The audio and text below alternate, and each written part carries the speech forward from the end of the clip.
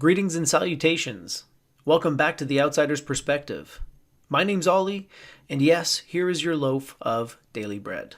Today's loaf of bread comes to us by way of one of my favorite all-time spiritual texts, the Bhagavad Gita. And in this book, Krishna says the following: Pleasures conceived in the world of the senses have a beginning and an end, and give birth to misery. The wise do not look for happiness in them. They find their joy, their rest, and their light completely within themselves. United with the Lord, they attain liberation. Last week, I used two quotes from Marcus Aurelius to discuss this idea or this concept of selfless action. And now I'm pulling an example from the Bhagavad Gita, which can be regarded as the gospel of selfless action. The central teaching of the Gita is this idea that we have no right to the fruits of action, only to the actions themselves. In other words, we have no control, no say, and no right to determine the outcomes. There are too many factors involved. We only control one aspect of this entire process, and that aspect is the work that we do, the actions that we undertake, the behavior that we follow day in and day out. Notice the parallel to what Marcus said last week about the wise. Marcus says, the wise find happiness in themselves in their own free acts. And now here, Krishna, who is separated by centuries and from a vastly different culture than that of Marcus Aurelius, he says virtually the same thing. The wise find their joy, their rest, and their light completely within themselves. United with the Lord, they attain liberation.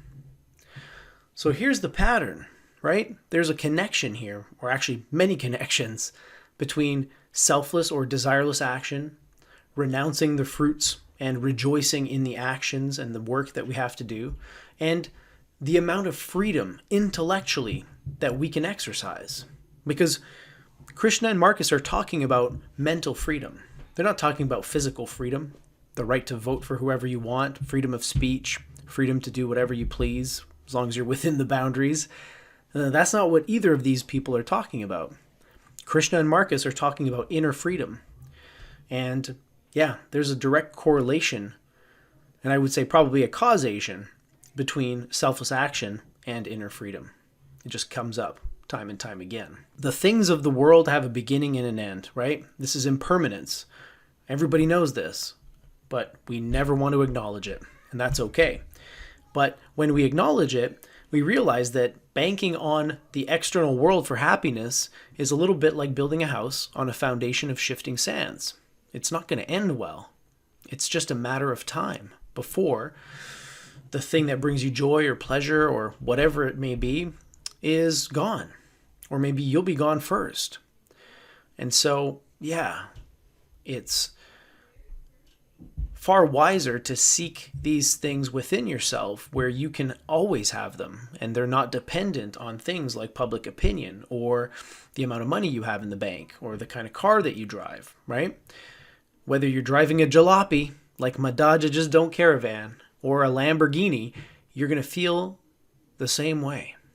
You might appreciate the Lamborghini more, God knows I would, but at the end of the day, your level of happiness, of fulfillment, inner peace is not affected by your material circumstances, or at least not as much as they could be. It's almost like you have to renounce in order to be free, because if you're concerned about the outcome, it's going to alter your behavior and it's going to alter your thoughts, and you're going to do things in an effort to get whatever it is that you desire. You're not going to be yourself. You're not going to be centered or authentic. You're going to be anxious. Am I going to get it? Am I not going to get it? I really want it. Or I really don't want it, whatever, right? So contemplate this, my friends. Meditate on it. Lord knows I will and have been for the last couple weeks. And let me know what you think in the comments below, whether this makes any sense, because I have been told by some people that these videos don't really make sense. So, if I'm speaking gibberish, please let me know and I'll try to clear things up a little bit. Alrighty. Thanks once again for joining me, and until next time, Live well, my friends.